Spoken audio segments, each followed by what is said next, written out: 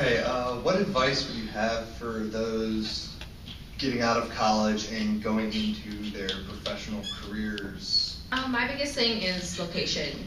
Where are you gonna live? Who are you gonna know? How do you get to know people? So for me, like getting involved in young professional organizations, getting a hold of Abe, and asking for alumni in the area, and also what you can do in that area. So you will get hired. It takes dedication and perseverance and patience. You're here, which makes you already highly qualified. You will get hired. I guess my advice would be network as much as you can, because I ended up taking a job straight out of college that I turned out after a year and a half I absolutely hated, but I made enough connections and enough personal relationships that I was able to land the job that I wanted and I absolutely love. So go out with your coworkers on Friday. Go to these team building things. Do it all, because that stuff is really going to define your career. Don't just sit on the sideline immediately like, oh, I got a job, I'm good. Because you will want something better.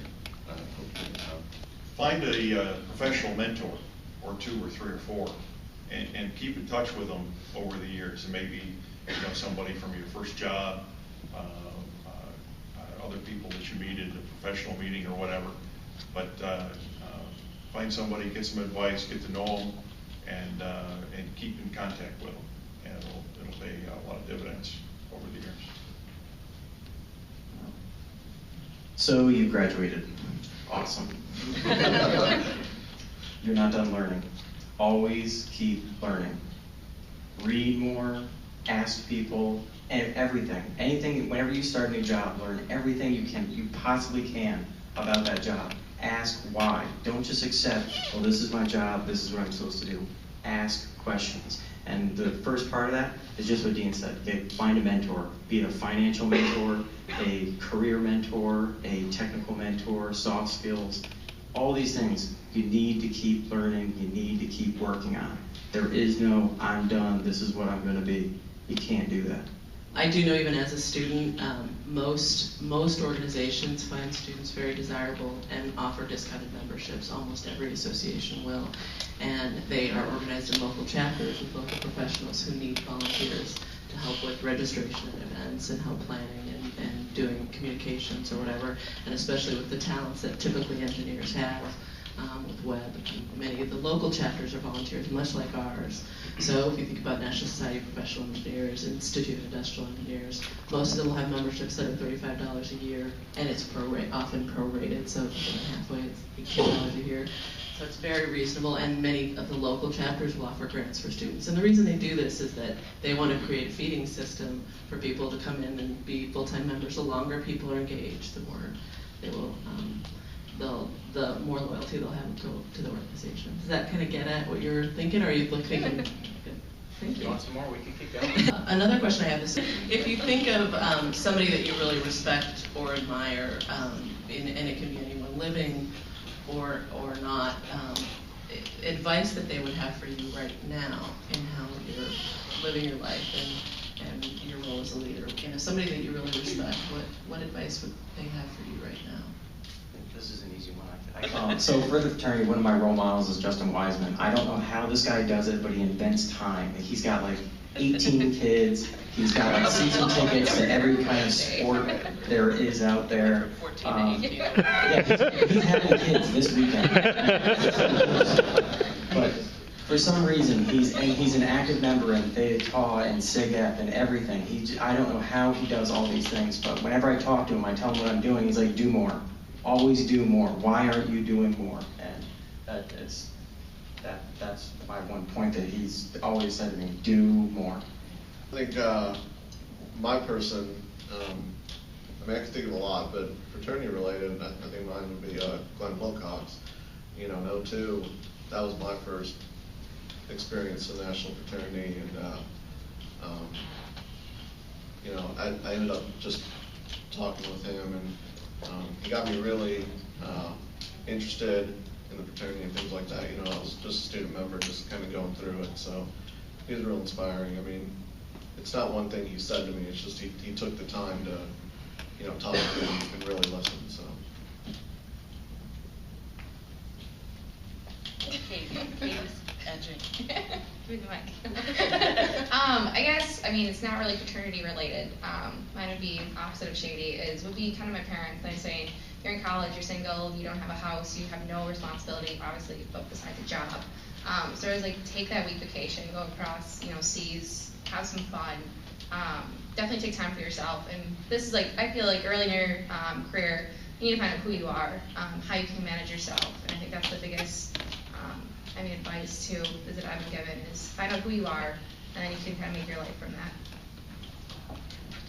I'll add on to that.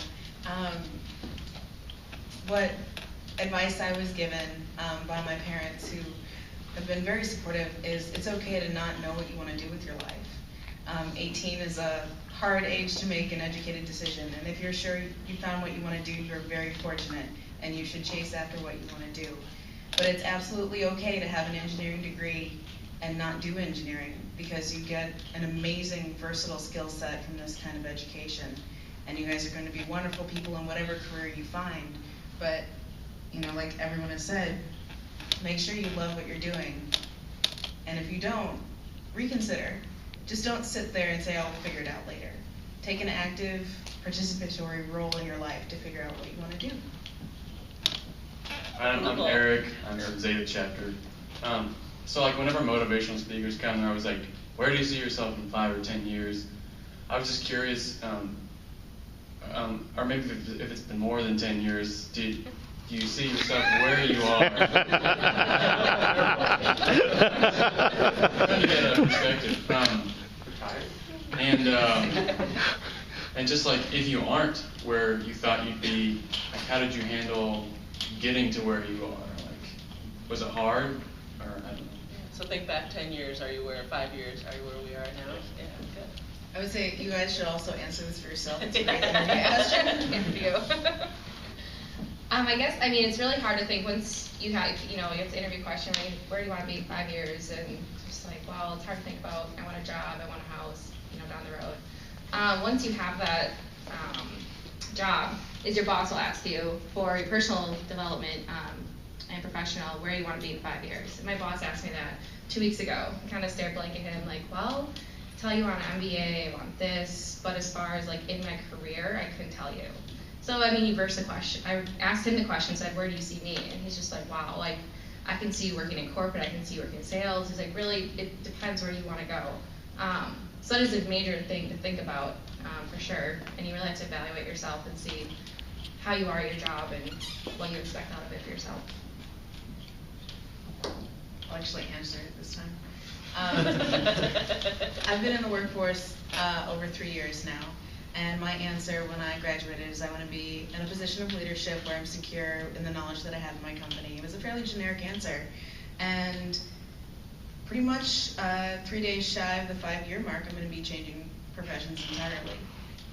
So prepare to be flexible and be surprised and grow from that. Go with love. I think for me, it's pretty simple.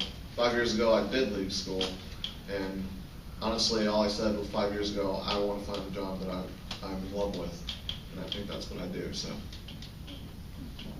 Fortunate.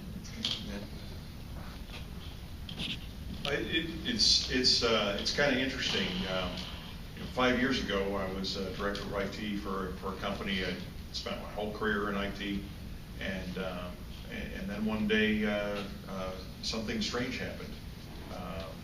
My company decided, sold network equipment. They wanted to get into selling storage. I knew a lot about storage, and I said, well, I'll advise whoever you get to run the business. And the next day, I wasn't running IT anymore. I was running the storage business. And so now I'm in sales. What happened, And never saw that coming.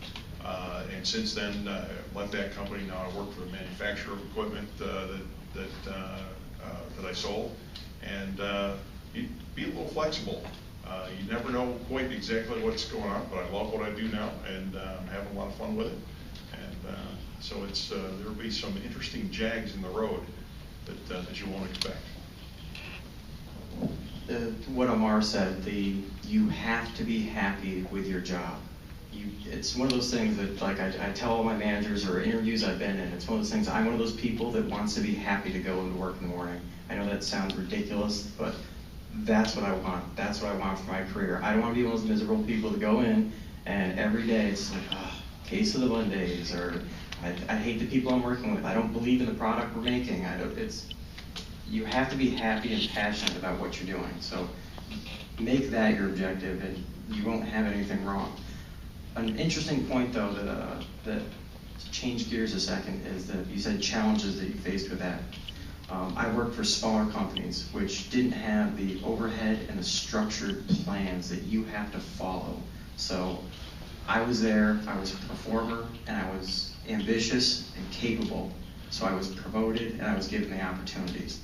I'm with a larger corporation now, Bechtel, which I told my manager at this point that in 5 years I want to be a technical manager, which is what I do at this point in my career. And I know I'll be happy doing that. I told my manager this and he's like, well, that's not possible with this company. And it's to be told, no, you can't do that. I was just like, all right, well, one, why can't I do that? And he's like, well, first you need to be a senior engineer for this number of years, then take a assistant manager position for this number of years. And I was like, well, no one has ever gone from a senior engineer to manager. And he's like, well, there's a few people, but they've gone through our leadership program. And I was just like, I don't want excuses. I told him, I'm just like, what is it that I have to do? Don't tell me why I can't do it. Tell me how I can. And that's one of those things that if somebody tells you you can't do something, then find somebody else. There's nothing you can't do at work. Just because it's some corporate policy, there's always, find a manager who believes in ambition, believes in hard work, believes in leadership. And they'll get you into that if that's what you really want. Or if you want a different department or a different career, and they tell you you can't transfer, you can't do that, don't believe in that. That's wrong.